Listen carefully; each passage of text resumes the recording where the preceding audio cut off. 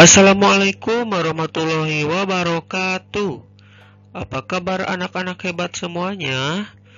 Bertemu lagi di pembelajaran tematik, yaitu tema 2, udara bersih bagi kesehatan, subtema 2, pentingnya udara bersih bagi kesehatan, pembelajaran ke-1. Nah, sebelum pembelajaran dimulai, jangan lupa untuk berdoa terlebih dahulu ya. Untuk materi yang akan kita pelajari hari ini yaitu yang pertama IPA KD 3.2 dan 4.2, yaitu tentang gangguan pernapasan pada manusia dan bahasa Indonesia, mengelompokkan informasi berdasarkan teks serta menuliskan daftar pertanyaan berdasarkan informasi teks.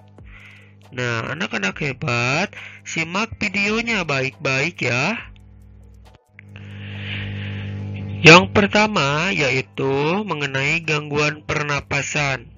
Nah, gangguan pernapasan itu adalah kondisi yang berpotensi mengancam jiwa, di mana paru-paru tidak dapat menyediakan cukup oksigen ke tubuh seseorang. Nah, ketika kita bernapas, kita menghirup udara untuk mengambil oksigen. Udara bersih banyak mengandung oksigen. Nah, udara bersih itu merupakan udara yang tidak mengandung zat racun dan bibit penyakit. Apabila udara yang kita hirup berupa udara kotor, maka pernapasan kita akan terganggu. Nah, berikut ini merupakan penyebab gangguan pernapasan dan penyakit yang ditimbulkan. Nah, kita bagi menjadi 3. Yang pertama berdasarkan bibit penyakit.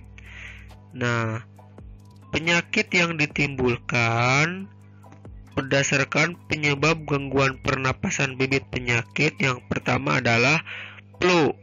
Nah, flu ini adalah penyakit yang disebabkan oleh virus. Flu itu mudah ditularkan melalui udara.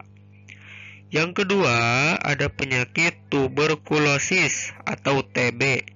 Nah, penyakit ini disebabkan oleh bakteri Mycobacterium tuberculosis yang menyerang organ paru-paru.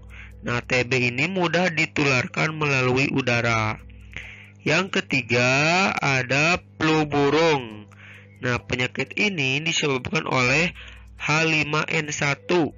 Nah, awalnya virus ini hanya menyerang hewan unggas saja, tapi virus ini mengalami perubahan genetik sehingga dapat menyerang manusia.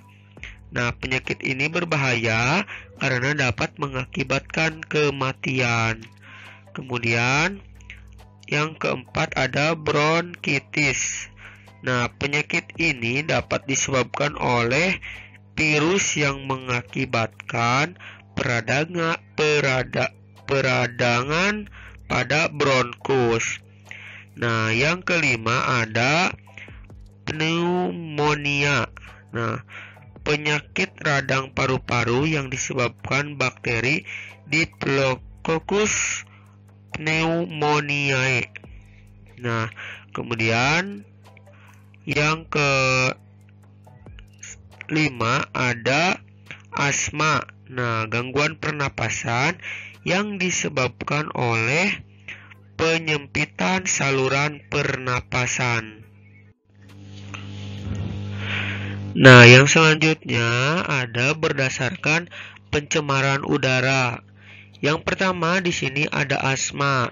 Nah, mohon maaf ya, asma ini termasuk ke dalam penyakit yang disebabkan oleh pencemaran udara ya, bukan bibit penyakit.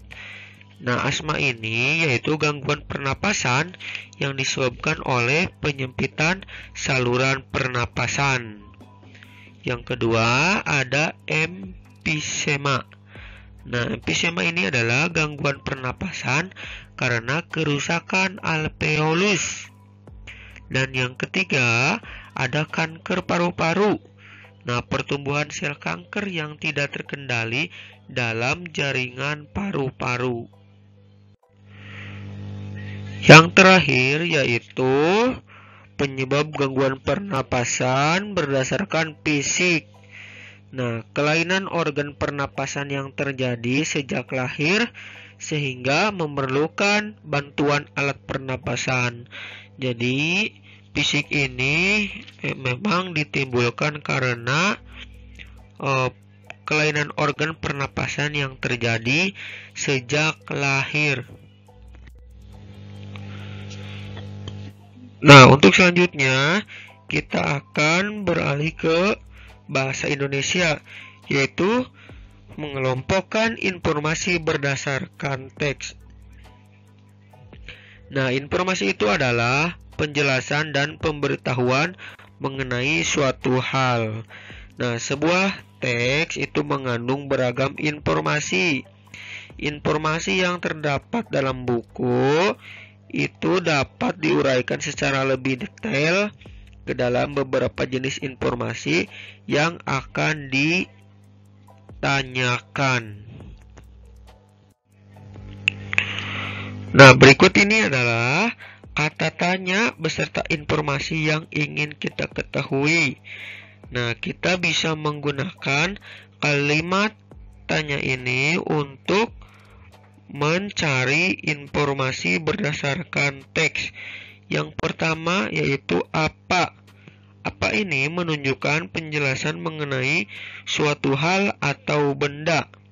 Kemudian di mana. Di mana ini menunjukkan penyebutan atau penjelasan tempat. Yang ketiga ada kapan, yaitu menunjukkan penyebutan atau penjelasan waktu. Yang keempat, siapa, menunjukkan penyebutan nama orang, jabatan, atau pekerjaan. Yang kelima, mengapa, yaitu menunjukkan penyebutan alasan atau sebab dalam suatu cerita. Yang selanjutnya yaitu bagaimana, menunjukkan keterangan cara atau proses, penjelasan ciri-ciri, atau penjelasan karakter tokoh. Dan yang terakhir, berapa, yaitu menunjukkan jumlah atau banyak benda. Nah, jadi dapat kita menggunakan kalimat tanya ini untuk mengelompokkan informasi berdasarkan teks. Nah, lalu bagaimana cara menuliskan daftar pertanyaan berdasarkan informasi teks? Nah, untuk menuliskan informasi teks tersebut, kita dapat mengajukan beberapa pertanyaan yang jawabannya ada pada teks. Nah, di sini ada teks ya tentang bronkitis.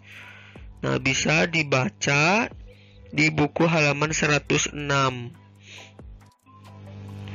Nah, berdasarkan teks tersebut, kita bisa menuliskan daftar pertanyaan. Yang pertama, apa saja gejala-gejala penyakit bronkitis? Nah, jawabannya adalah gejala-gejala penyakit bronkitis yaitu batuk berdahak, demam ringan, dan cepat lelah. Kemudian bisa juga menggunakan apakah. Apakah yang dimaksud dengan penyakit bronkitis? Bronkitis itu adalah penyakit peradangan pada bronkus atau saluran yang mengalirkan udara ke paru-paru. Nah, jadi sampai di sini saja untuk pertemuan hari ini. Apabila anak-anak hebat tidak ada yang mengerti, bisa ditanyakan kepada Bapak melalui WA. Ya, silakan apabila ada yang kurang mengerti bisa ditanyakan. Mudah-mudahan semuanya bisa mengerti ya. Oke, terima kasih. Bapak tutup dengan bacaan hamdalah. Alhamdulillahirobbilalamin. Wassalamualaikum warahmatullahi wabarakatuh.